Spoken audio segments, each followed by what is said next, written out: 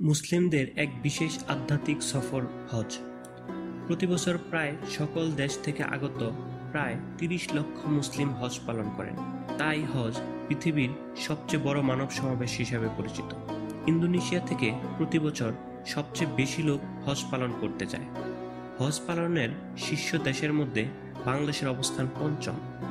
খনিজ তেলের পরেই সৌদি আরবের সবচেয়ে বড় রাজস্ব আদায়ের উৎস হল হজ। হজ থেকে প্রতি বছর সৌদি আরব লক্ষ কোটি টাকা আয় করে থাকে। ভয়েস অফ ফরাজির এই পর্বে জানব পৃথিবীর সবচেয়ে বড় তীর্থযাত্রা হজ সম্পর্কে।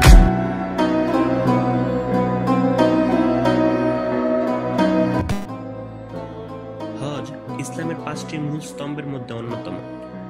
হজের আবিধানিক অর্থ কোথাও যাওয়ার ইচ্ছা করা।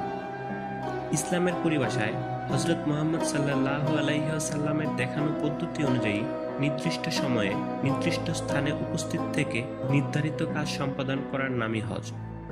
শারীরিক ও আর্থিকভাবে সমর্থবান ব্যক্তিগণের জীবনে একবার হলেও হজ পালন করা ফরজ বা আবশ্যক। হিজরি বর্ষপঞ্জির সর্বশেষ মাস জিলহজের ৮ থেকে ১২ তারিখের মধ্যে হজের জন্য নির্ধারিত সময়। বর্তমানে প্রচলিত হজ হযরত মুহাম্মদ সাল্লাল্লাহু আলাইহি ওয়াসাল্লামের দেখানো পথে পালন করা হলেও আল্লাহর নির্দেশে সর্বপ্রথম হজের প্রবর্তন করে হযরত ইব্রাহিম আলাইহি ওয়াসাল্লাম।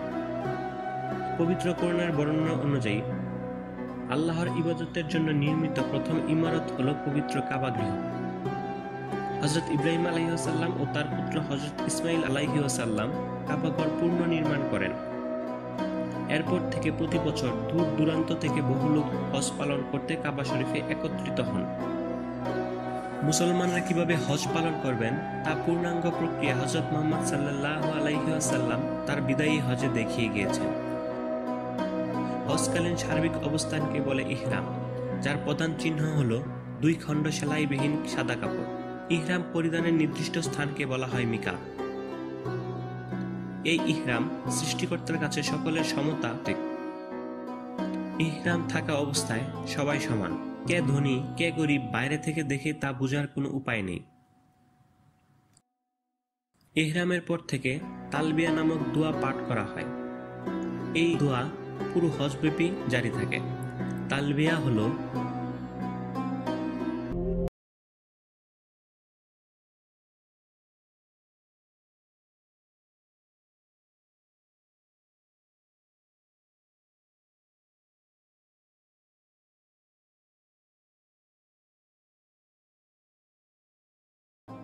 হজের মতোই এক বিশেষ তীর্থযাত্রা হলো উমরা।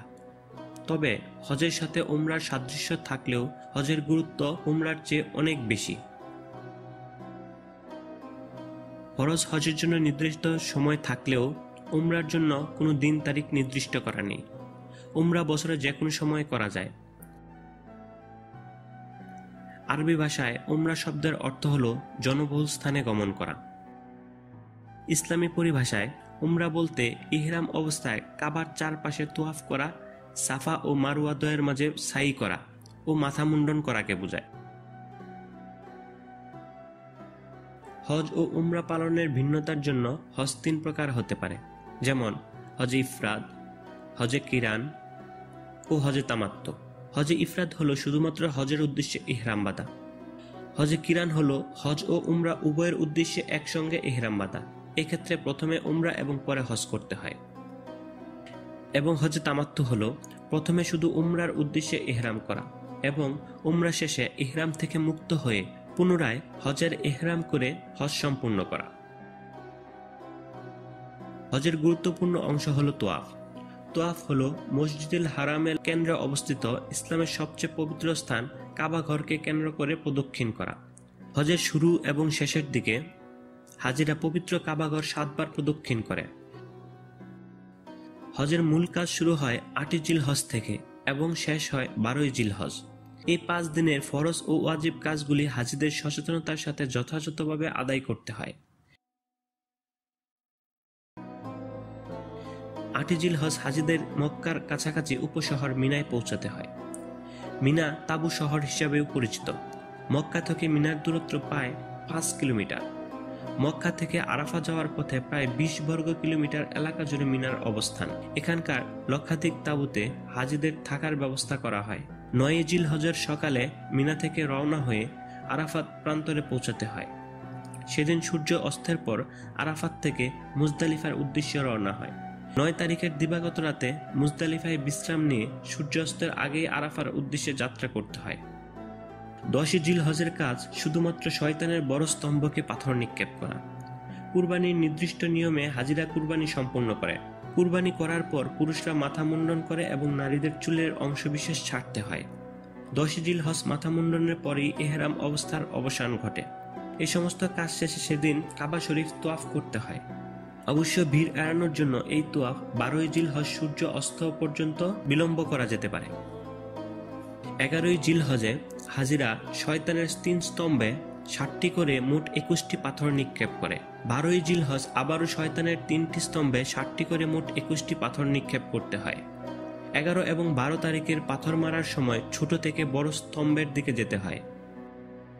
12 তারিখের পর একজন হাজি স্বাভাবিক জীবনযাপন করতে পারে। হজের আগে মদিনায় না গেলে হজের পরবর্তী সময়ে মদিনায় 8 দিন অবস্থান করতে হয়। মদিনা যাওয়া যদিও হজের অংশ নয়, তবুও বিনা কারণে না যাওয়া হযরত মুহাম্মদ সাল্লাল্লাহু আলাইহি ওয়াসাল্লামের প্রতি বেয়াদবির শামিল। হজ থেকে নিজ দেশে ফেরার আগে হাজিগণের বিদায়ী তোয়াফ করতে হয়। এটিও হজের গুরুত্বপূর্ণ অংশ। হজ সম্পাদন করতে পারা প্রতিটি মুসলিমের বিশেষ অর্জন। হজ শুধু ধনীদের জন্য ফরজ হলেও বহু দরিদ্র মুসলিম জীবনে একবার হলেও হজ ব্রত পালন করেন। ব্রিটিশ আমলে বাংলাদেশের হাজিগণ ভারতের বোম্বাই হয়ে হজ পালন করতে যেতেন। যাতায়াত ব্যবস্থার অপ্রতুলতার কারণে বোম্বাই পর্যন্ত গিয়েই অনেকে অসুস্থ হয়ে ফিরে আসতেন। তাদেরকে বলা হতো বোম্বাই হাজি। বর্তমান বাংলাদেশ থেকে প্রায় লক্ষাধিক হাজিগণ হজ পালন করতে যান। হজ পালনের শীর্ষ 5টি দেশের মধ্যে বাংলাদেশের অবস্থান 5ম।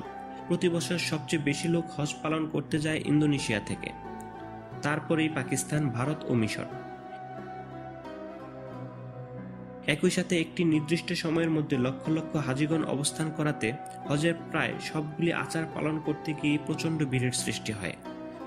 অতীতে বহুবার ভিড়ের মধ্যে পদদলিত হয়ে বহু সংখ্যক হাজি মৃত্যুবরণ করেন। 1990 সালে এরকমই একটি ঘটনায় প্রায় 1426 জন হাজি পদদলিত হয়ে মারা যান। সর্বশেষ বড় দুর্ঘটনা ঘটে 2015 সালে। তখন প্রায় 700 জন হাজি দুর্ঘটনায় মৃত্যুবরণ করেন। এছাড়াও প্রতি বছর কিছু সংখ্যক হাজি আহত ও নিহত হওয়ার ঘটনা ঘটে।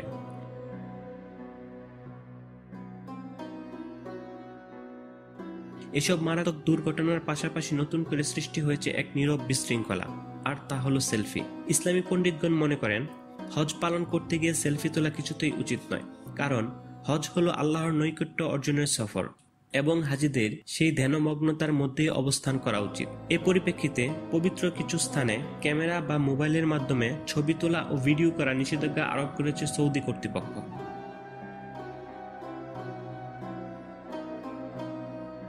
হজের একাধিক আচার বা নিয়ম প্রবর্তিত হয়েছে হযরত ইব্রাহিম আলাইহিসসালাম এবং তার স্ত্রী হযরত হাজেরা আলাইহিসসালাম ও পুত্র হযরত ইসমাইল আলাইহিসসালাম এর পূর্ণ কর্মের উপর।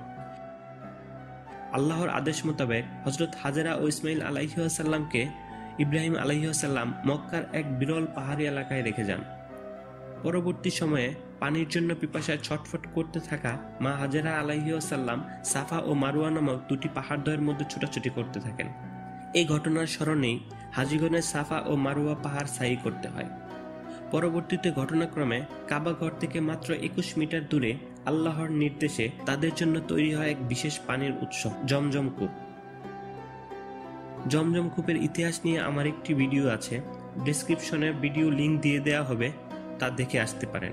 এ ধরনের ভিডিও দেখতে চাইলে আমাদের চ্যানেলটি সাবস্ক্রাইব করুন, লাইক ও শেয়ার দিয়ে আমাদের পাশেই থাকুন।